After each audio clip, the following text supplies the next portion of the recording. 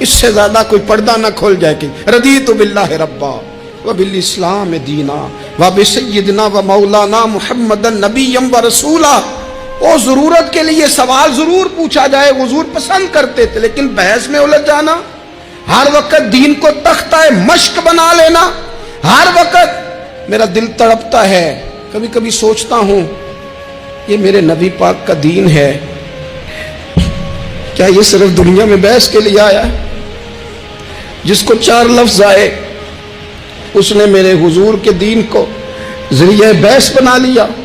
صبح بھی بحثیں، شام بھی بحثیں. کریم محبوب علیہ الصلوۃ والسلام نے جو طائف میں روڑے کھائے تھے وہ اس لیے کہ امت بیٹھ کے بحثیں کرے. اس لیے امام علی مقام نے سارا گھرانہ کربلا میں دے دیا کہ تم بحثیں کرو. عمل کب کریں گے؟ کرو بحث، صبح بھی کرو، ہر بندہ کرے، مولوی بھی کرے، مفتی بھی کرے، مناظر بھی کرے. اور چلو علماء تو کبھی اعلاء کلمت الحق کے لیے کوئی گفتگو کر بھی لے. ہر چوک چراہے میں بحث، ہر جگہ مناظرہ. خدا را بلا ضرورت تو چھوڑ دیں، بلا وجہ تو چھوڑ دیں. کبھی تو مان کر چلنے کا مزاج بنا لیں، کبھی تو قبول کر لیں. یا رسول اللہ رضیت باللہ ربا وبالاسلام دینا وبسیدنا ومولانا محمد نبی و رسولا.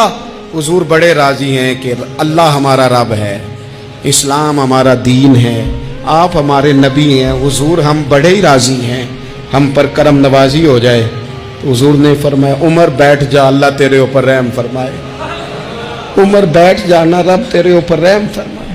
اور پھر فرمایا عمر یہ رب نے تجھے ہی توفیق دی ہے، یہ تجھے توفیق ملی ہے. تو اتنی زیادہ بحثیں